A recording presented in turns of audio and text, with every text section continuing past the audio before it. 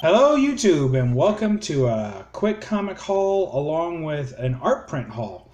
So got a little bit of both for you today. We'll start off with the comic. I'll just show one real quick. This is Spider-Man and Wolverine, Marvel Tales featuring Spider-Man and Wolverine. So this is actually, if you're looking for it, it's on the Marvel Tales run 243. And then here was the ones I got. Oh, here's another one. And I had been hoping, I hadn't looked up to see, but at some point I'll probably end up collecting the entire, I like the Beginning of Tomorrow, the DC Zeros. I really enjoy those, and so far I have, this will be my 6th one. So that's enough to put on the old comic wall, so I'll probably do that pretty soon. But in the meantime, I'm just going to keep collecting these. I think I have Superman, I have Action Comics, which is also a Superman cover, of course. I have Batman, Catwoman, Green Lantern, and now The Flash. So really, that's the only team that I think I might have Wonder Woman too. I think I have 7 of them. In any case, really are enjoying these. I love the covers. I was hoping the Flash one would be good. I really like this cover. I love how he's like running, and then also it's not the classic running pose, but he's like breaking free from all this. And they're kind of just general retellings of the original stories of their origin stories. So it's retellings of their origin stories. So then I also picked up a 5-for-5 comic deal that they had. So here is Uncanny X-Men number 508. I just thought that had a lot of juiciness to it. I thought it was pretty cool. Here is Uncanny X-Men number 511. Not sure who that is. It kind of looks like Phoenix, but then it also looks like Emma Frost a little bit with all the white. So I don't know who that is. So we'll find out. And I know Emma Frost is in this run of X-Men. So here's another one, Uncanny X-Men number 515. Love that cover. That's going to go up on the wall probably today. So I think I already know who I'm taking down. And it's funny, I don't have a lot of Namor covers or comics, but I like this one. I think he looks pretty cool and pretty tough. And so I'm excited about getting that put up on the wall. And I like Cyclops. I'm coming around on him. I like him and her together because I think they make a good team. Him being Mr. Goody Two Shoes and her being just about as pretty much a bad guy as you can get while still being on a good team. And that is just, I love that diamondized version of her. She looks almost steel-like, which I think is pretty cool. So they did a good job on her. This one, I assume that's Emma Frost as well. They didn't do as good a job drawing her, but there's Namor in an X-Men suit, so I thought that was pretty cool. Magneto, I mean, it's just an odd array. So I think it's pretty cool. This is Uncanny X-Men 526. The other one was 515. So it's 526. So that was my little Uncanny run. And I think I had picked up one other book in that, because that's just 4. So I picked up one other one, but I think it was an Awesome X-Men or something. I wasn't interested in it. So it's going in the to be sold pile. All right, now I'm going to show off some prints. Not Purple Rain prints, but, you know, some art prints. This one's for mature audiences only. So this one is, it's called 1938 by Bud Root. So if you can understand why it's 1938, right? So this is a cover swipe of, or an homage cover, or whatever you want to call it, of course, Action Comics number 1, which was made in 1938, the first appearance of Superman. It's really got a good amount of detail here. I love the Studebaker crashing into the T-Rex. That's Cave Woman, Miriam the Cave Woman. And I have, if you've watched other videos, I'm starting to collect quite a bit of Cave Woman comics. And I really like the Bud Root style that he does her in. And of course, it's his creation. So this one's signed by Bud Root, 2018. So it's a recent, probably the last HeroCon, I would guess he did it.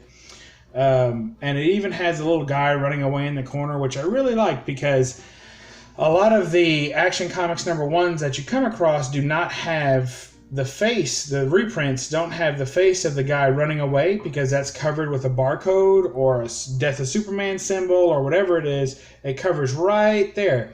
So I really like that this print shows the little raptor running away from, you know, the crash scene. And then to throw in, I don't know how well I can get in there, but right there on the side, instead of saying Studebaker, it says Siegel and Schuster. and the and symbol looks like a Superman symbol.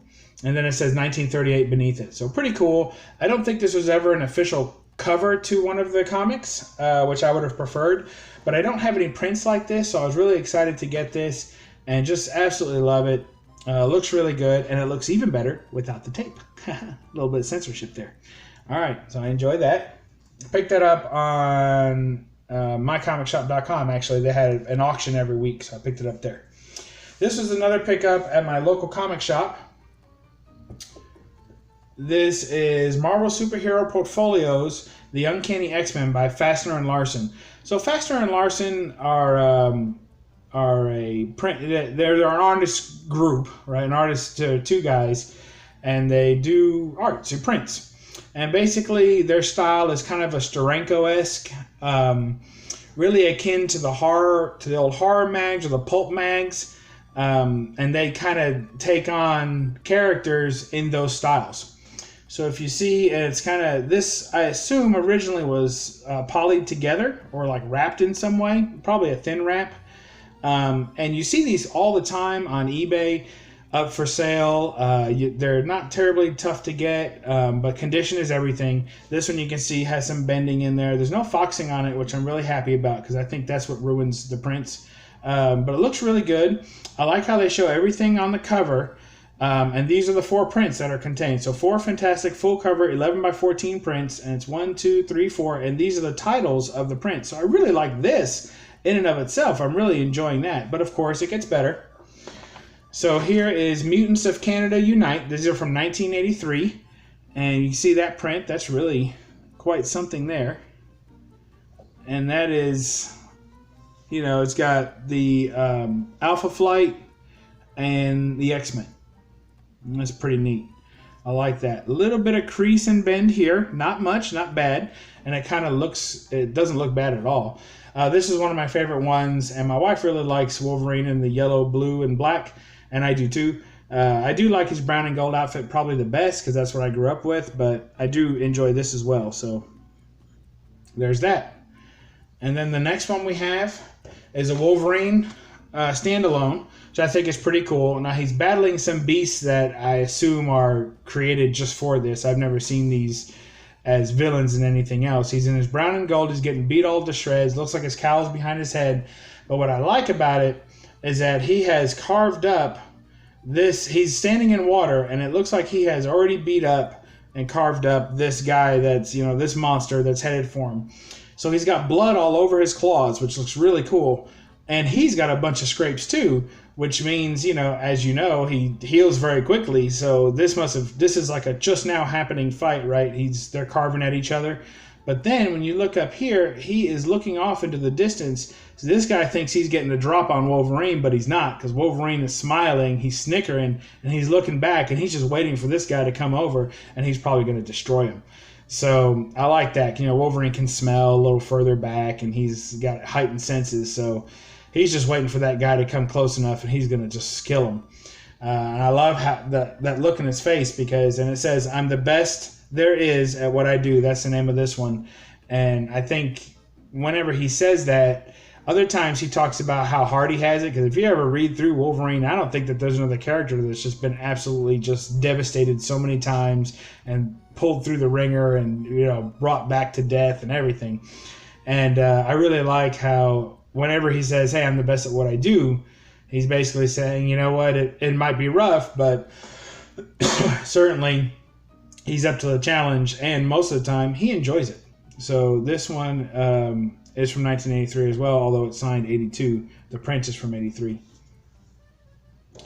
This one's called Beware the Danger Room. Absolutely love this one. Again, brown and gold. Just looking awesome. I love that Storm up there. Kitty Pryde, or Shadowcat, I believe she would have been at this time, crossing through. Nightcrawler bamfing in and out. Colossus tearing up a bot there. Just looking great. I just think it's an absolutely fantastic. I liked this version of the Danger Room a lot. I liked when they got the Shi'ar technology or whatever it was and started adding, you know, holograms and things like that. But I like this version of the Danger Room also. That kind of had real world obstacles that they had to battle. It's pretty cool. This one's called just Jean Grey, and it's 1956 to 1980. So it's almost like, you know, telling them what's going on. I like that it has all the different costumes and appearances of Jean Grey. There's some original costume there. I don't remember that one, but that's pretty neat. It looks like she's got a whip in her hand. That's tough. I remember that one, and of course the Phoenix costume. So this was prior to Dark Phoenix, I believe. This one is done in 1981, although the print is the 1983 edition, but it's a 1981 painting. So it looks really cool. Love the Phoenix on it. I just really, really like this one. I think it looks great. And she's using her mental kinetic powers to stop that bad guy from stealing and taking his gun away. It's just really, really cool. And I like how it shows a part in time that is not really going to be continued, right? Because she comes right back. So 1956 to 1980, Jean Grey. That's it. So I hope you all enjoyed that. I really like the prints. I don't know what I'm going to do with these. They're 11 by 14.